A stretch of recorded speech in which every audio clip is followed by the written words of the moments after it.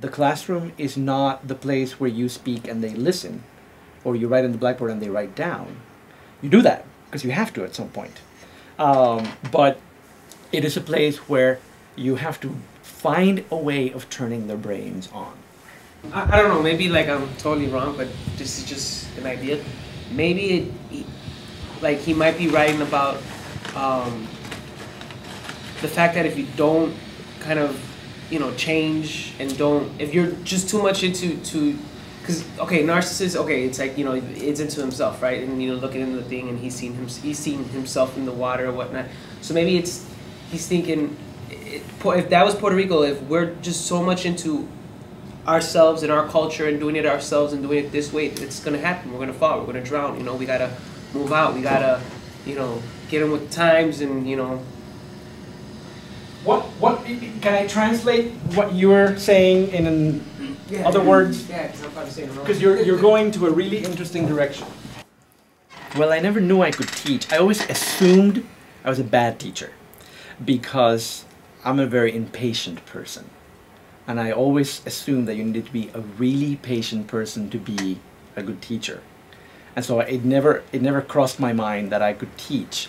When I was an undergrad at Penn State, I was in a dance company, and the director of the company was also the ballroom dance teacher in the department. And so she said, "Would you like to teach with me the ballroom dance class?" And I said, "Oh, no, I mean, I don't think I'll have the patience. I'll just get angry with the students when they can't get a step." And they said, "Well, let's try it." And it was quite surprising. Patience came out of somewhere. And I think maybe there are different kinds of patience out there, because I did really well and I really liked it. I really loved it. When I started my graduate program in Spanish, part of being a graduate student is to be a teaching assistant. And so I needed to teach language. And that's when I started doing it sort of formally and sort of, but I loved it. And that's sort of when I realized, yeah, this is what I want to do. This is sort of the kind of thing that I really enjoy.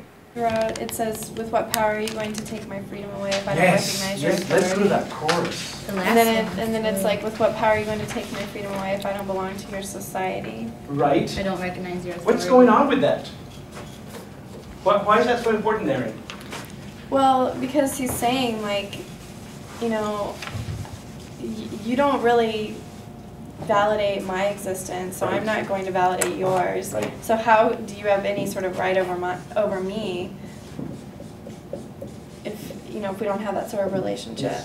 This is when the song, in my opinion, becomes a song of resistance. Because this is the moment where he's saying, yes, I am being oppressed by the government, yes, I'm being oppressed by the racial prejudice in Puerto Rico. But at the same time, your oppression has only so much power.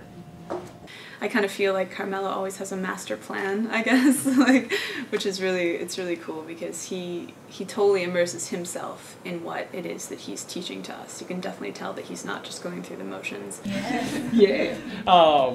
This is something that we need to translate back, that we sort of need to read through, sort of like the same way that we need to read through anger to get to her notions of history, to get to her very personal pain of what this colonial experience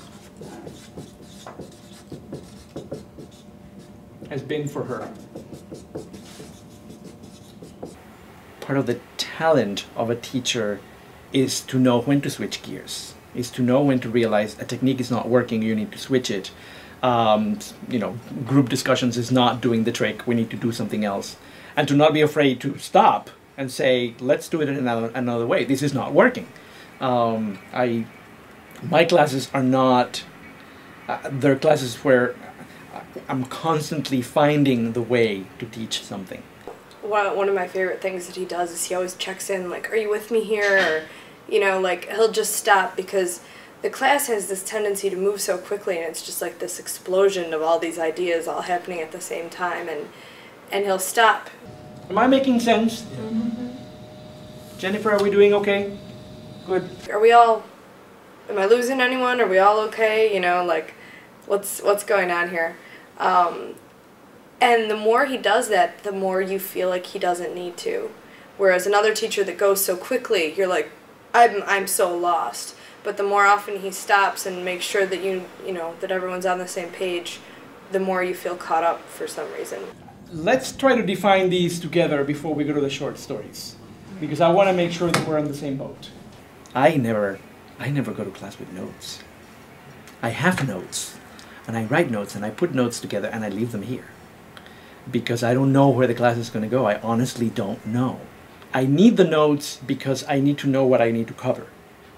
But I also want to leave it open enough that if the students want to go this way, I can go with them.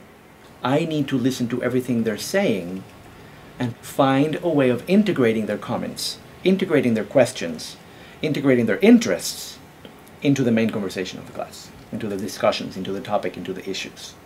And I think those kinds of things are what makes sort of a small community.